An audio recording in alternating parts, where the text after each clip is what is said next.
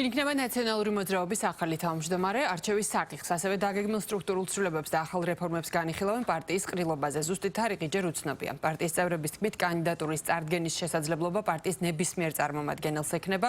ამ ეტაპზე საზოგადოების ცნობილია ორი კანდიდატი: მიხეილ სააკაშვილის მხარდაჭერილი ნანუკა ჟორჟოლიანი და თემურ გრიგალაშვილი, რომელმაც კანდიდატურის წარდგენის სურვილი თავად გამოთქვა. ყრილობაზე ასევე განიხილავენ ალიანსებთან დაკავშირებულ სამომავლო თანამშრომლობის გეგმას. პარტიაში ამბობენ, რომ ყრილობის ზუსტი თარიღი, როგორც გითხარით, ჯერ არ არის განსაზღვრული. ქართულ ოცნებაში კი მიაჩნიათ, რომ ვერანაირი ცვლილება ნაციონალურ მოძრაობას ვერ დაეხმარება.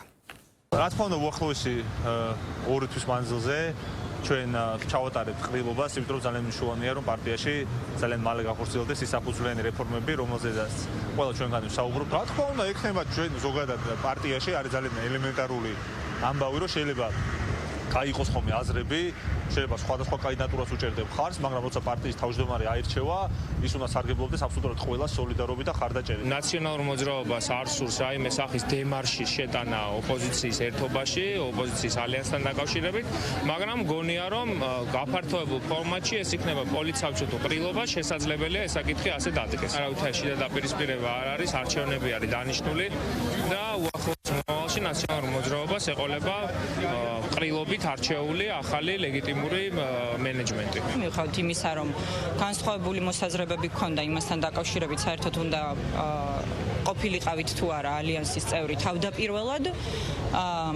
ახლა მიმაჩნია და პრეზიდენტის პოზიციად საჯაროდ გაჟღერებული რამდენიმე ჯერ იყო ის, რომ არანაირ დემარშს ნაციონალური მოძრაობა არ აპირებს. ჩვენთვის მთავარია, რომ ჩვენ ვიზრუნოთ ხალხის პრობლემებზე, დავიხსნათ პოლიტიკური პატიმრები, დავიხსნათ ჩვენი ქვეყანა და ჩვენ შვილებს მივცეთ უკეთესი მომავალი. ამ ყრილობამ რა შეიძლება მოიტანოს ნაცმოძრაობისთვის, როდესაც ყრილობამდეც და აბსოლუტურად ყრილობის მერეც ალბათ იგივე სტატუს-კვო შენარჩუნდება, ამ პარტიას არანაირი რესურსის პოლიტიკის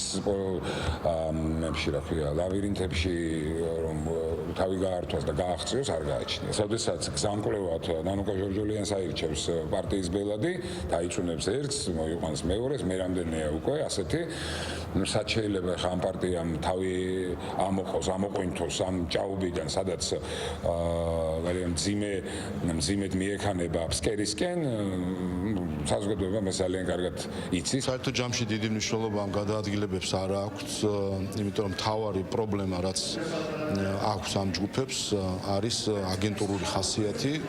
რაც ვლინდება იმაში, რომ მათი მთავარი ადრესატები, მათი ქმედების არიან ყოველთვის უცხო ძალები, უცხო ჯგუფები, უცხო ქვეყნები. ასე რომ აგენტურა არის, აქ მნიშვნელობა არ აქვს, როგორ იქნება გადაადგილება, აგენტურული პოლიტიკური ჯგუფები კარგს ამ ქვეყანას ვერაფერს ვერ მოუტანენ.